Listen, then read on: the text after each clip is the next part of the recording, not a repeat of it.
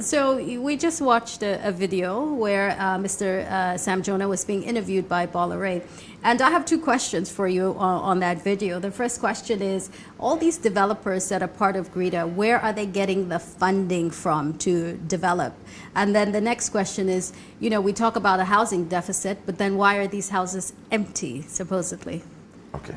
First of all, when it comes to funding, there are several models that most of the developers have adopted.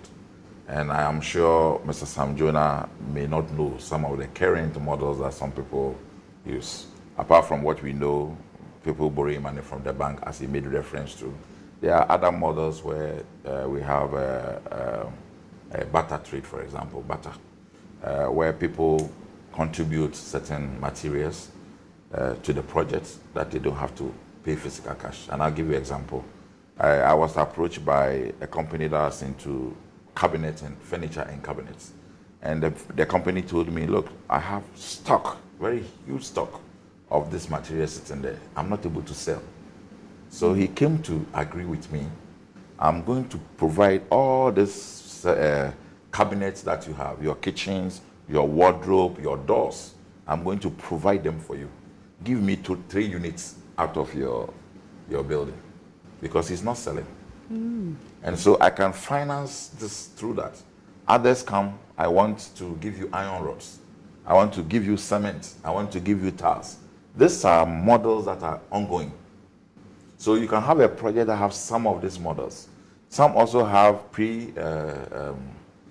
off-plan sales, where because of their history and their pedigree in the system, people are willing to pre-finance the cost of buying the houses. So you design the model, you come up with a design, and you can get some of your units sold even before you start digging.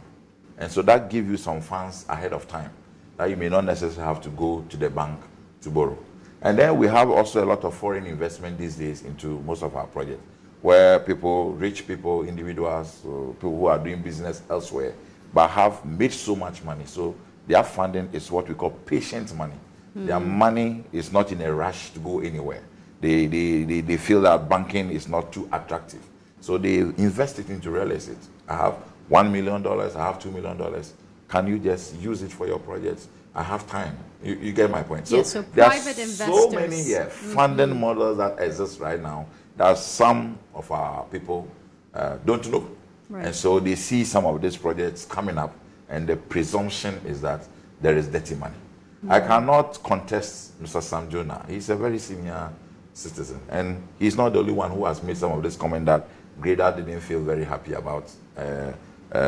Honorable Sam George also at a point made some statement like this. And sometimes the way the statement is made is what becomes the issue, where it is put out bluntly as if the industry is all about money laundering. And that is where we have an issue.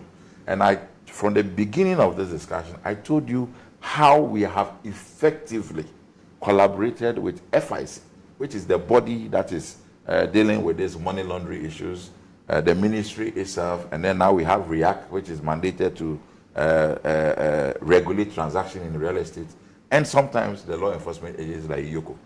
We have not run away from our responsibility to ensure that the industry is not a hub for real estate, money launderers.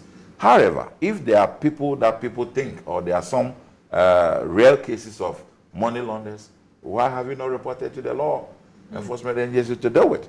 So you cannot do that when you don't have evidence and fact to support some statement that people make.